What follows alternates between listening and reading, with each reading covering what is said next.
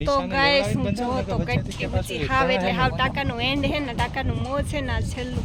તો guys finally હું હાવ એટલે હાવ ઊંચી ચડી ગઈ. તો આ હામાં બધા સોલાર હે. જો આ સામમાં તમને જે વ્હાઈટ વ્હાઈટ દેખાય ને એ બધા સોલાર છે. તો ગાઈસ જો અહીંયા લગણ જ સીડી બનેલ હે અડધા લગણ.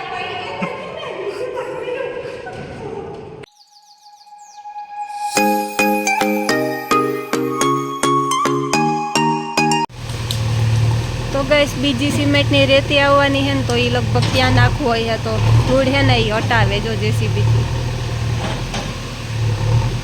તો ગઈસ અત્યારે 3 વાગ્યા અને હજી સિમેન્ટની ગાડી છે નથી ઉતરી. તો જો હજી ઉતારે જો તો બિચારા કેટલી મહેનત કરે કાર ન ઉતારે. તો ગઈસ ફાઇનલી એ ઘડી આવી ગઈ કે મારે ટાંકા ઉપર ચડવાનું મુહૂર્ત આવી ગયું. આવા હરખી આવા તો બસ તમારે ટાંકા ઉપર ચડવું કેમ ચડવું એ તો મને નથી ખબર. હું લાઈફમાં કોઈ દી જોયો નથી આવી રીતના અને કોઈ દી ચડી નથી. તો ચાલો હવે કોશિશ કરીએ આપણે ચડીએ કે નહીં. ઉપર ચડી જઈશ તો બતાવીશ તમને. તો ચાલો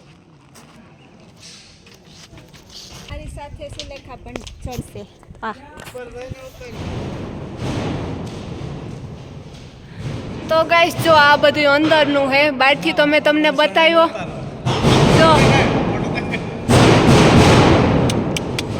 સુલેખા સડે ને મેં કીધું કે હું પેલા અંદરનું ઉતારે તો અડધી સીડી છે ને એ બની ગઈ ને અડધી નથી બની. તો આજે સરિયા છે ને જા એના ઉપર પગ દઈ દઈને ચડવાનું. તો હું પણ કોશિશ કરું. ચાલો તો ગઈશ દાદાનું નામ લઈને ચડી જઈએ. હવે હું થઈ પડું કે ચડું. પહેલી વાર હું તો લાઈફમાં મારી આવી રીતના જોઉં આ ટાંકા કેમ બને ને ચડવું પણ ખરી. બાપા ગોળ ગોળ હે ચક્કર આવે એવું નહીં તો એવાથી નહીં ચડવાનું.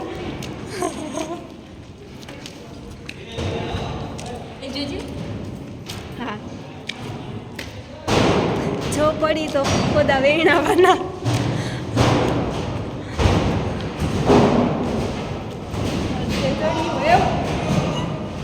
ચડવાનું સીડી પૂરી કઈ હાલ તું ચડ પછી હું જોવા કેવી રીતના ચડાય. તો ચાલો અમે ચડીએ. ગઈશ જો અહીંયા લગણ જ સીડી બનેલ હે અડધા લગણ હે. જો એટલું હેઠું કેટલી ઊંચી હે. હું જો આ અંદરનું પછી એમ તો હવે અડધા લગણ ચીડી હે. તો હવે અહીંથી તો નહીં ચડાય.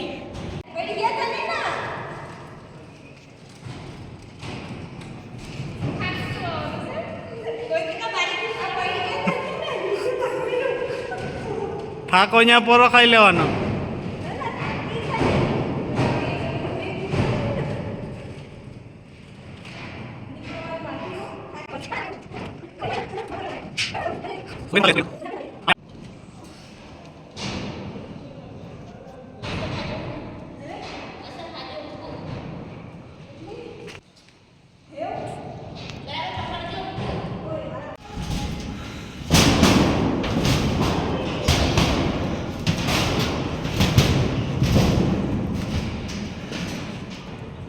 ફાઇનલી ગઈશ ટાંકા ઉપર હિંમત કરી અને ચડી તો ગઈ. હું કોઈ દિવસ ચડી નથી, કોઈ દિવસ જોયું નથી. તો પણ જો ચડી ગઈ મને બીક ન લાગી. જરાક વાર આમ થયું કે નહીં ચડાય પણ હિંમત આવી ગઈ. દાદાનું નામ લઈએ જ બધું થઈ જાય.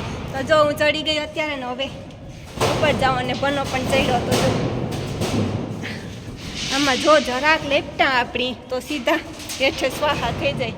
જો આ ઉપરનું બધું હે બહુ ઊંચો હે ટાંકો 20 લીટર લાખનો છે. તો દેખાનો તડકો. તો ચાલો હવે હાવ ઉપર ચડી જાઓ. ગાઈસ ફાઇનલી હું હાવ એટલે હાવ ઊંચી ચડી ગઈ. તો જો હવે તમને બતાવું આ જો ઉપરનું બધું છે ને મારા હે ને આ પતરામાં મેં મોજા કે ચંપલ કે કંઈ નથી પહેર્યા. લહડતા હતા તો ઉતાર નાખ્યા. તો મારા પગ ધોગે અહીંયા મોજરામાં. તો સોરી અહીંયા પતરામાં તો ઉપર નથી ચડી હું. તો જો હું બતાવું બેક કેમેરા. ગાઈસ જોઈ લ્યો મેં કોઈ દિવસ નથી જોયું મારી લાઈફમાં. હું પહેલી વખત જ જોઉં છું આ બધું. તો જો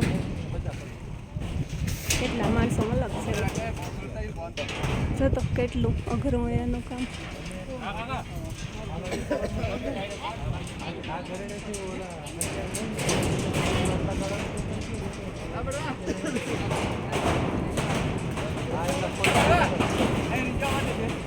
નાના માણસોને કામ સીંધે બનો અહીંયા આમ ઊભીને સામું જોઈ દઈએ બળવા શું લાગે આમ તો રોજનું હે ને બી કંઈ નથી લાગતું જતો હાલેથી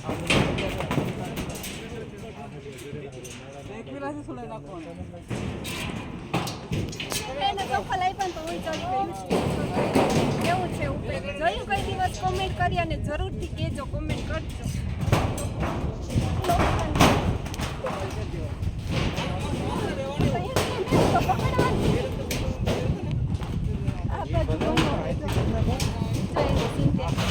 સીધો બંધાય ને ભેગા બંધો એટલે જગ્યા ગાળો પડી જાય ને સીધા કરી ભેગા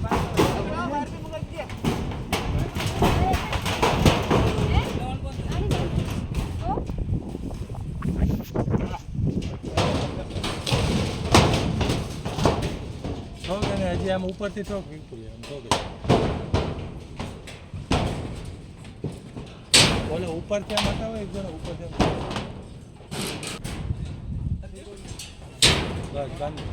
તું ઓલી ગપ્પા પડી ને એનો હોય થોડોક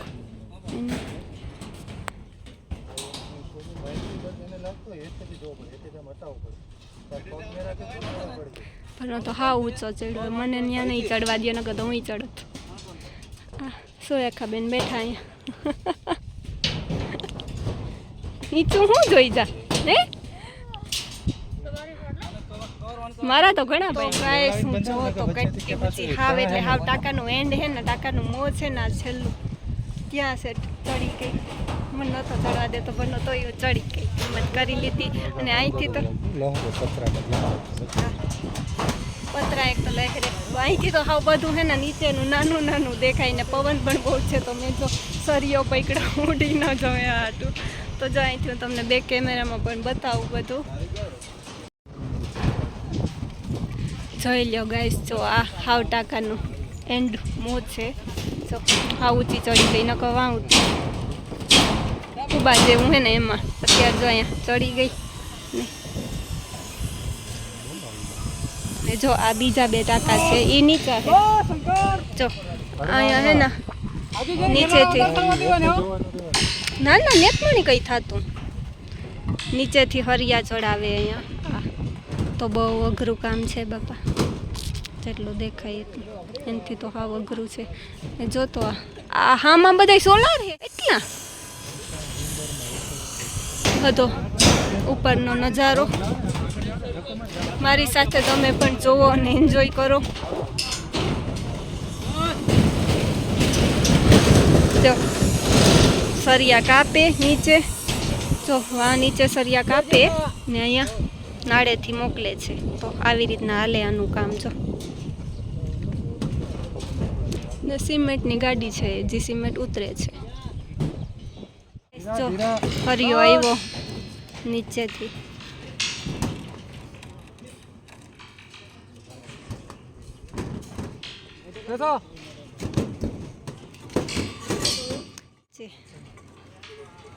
એક ભાઈ અહીંથી ખેંચે બીજા અહીંથી એ છે ઉતરી ગઈ હવે જે આ ટાંકાનું મોં હતું એમાંથી ઉતરી ગઈ ને આજે લાંબુ લાંબુ ઘૂંઘરું છે એમાં નીચે ઉતરવું મારે તો જો આવી રીતના ઉતરતા આવડી ગયું મને શીખવાડી દીધું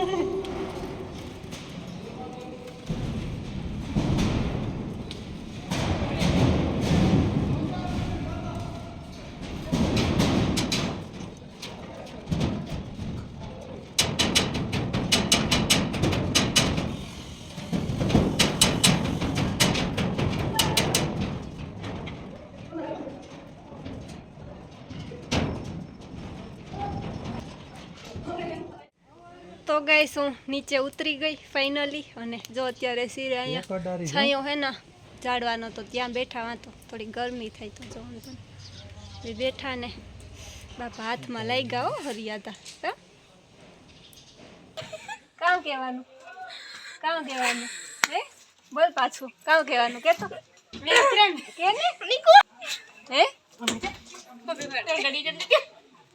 બોલ શું કહે મને દિવ્યાબેન.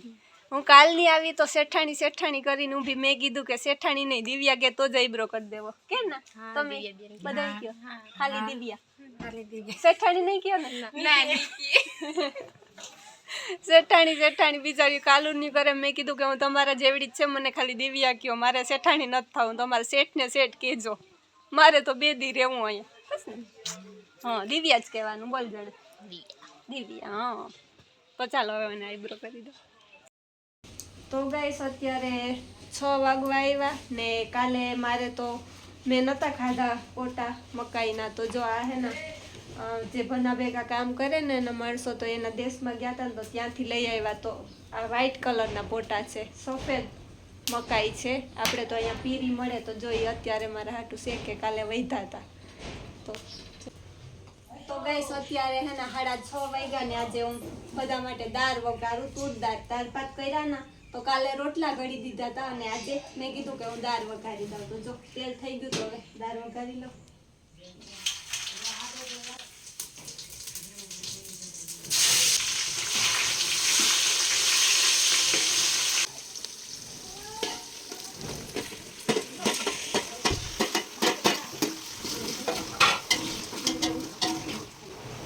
હવે હે ને જરાક ટમેટા ડુંગળી ને જે મરચાં ને લસણ ને એ બધું નાખ્યું તો જરાક એમાં તેલમાં પકડવા દઉં ને તો મસ્ત એનો સ્વાદ બેસી જાય. અને પછી આ બધું નાખ્યું અને પછી મસાલા બધા નાખી દઉં. કેટલા જણા? 15 જણા? 14. હા 15-14 જણા હે માણસો બધા છે. તો અડધા અહીંયા રહીએ ને અડધા ઓલી બાજુ રહીએ. એ બીજું એનું નોખું બનાવી લઈએ. એ કેટલા જણા? એ 15 છે ને. 15 થી 20 જણા એ ને 15 અહીંયા 25-30 માણસ છે. તો મેં કીધું કે હાલ હું બનાવી દઉં. એક દી તું પૂરો ખા.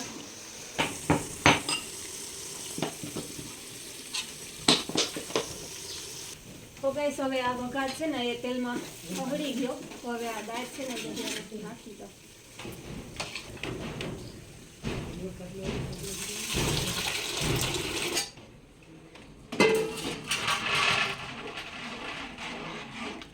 તો ગેસ જો અહીંયા દાળ હે ચડે ને આ બાજુ ચોખા હે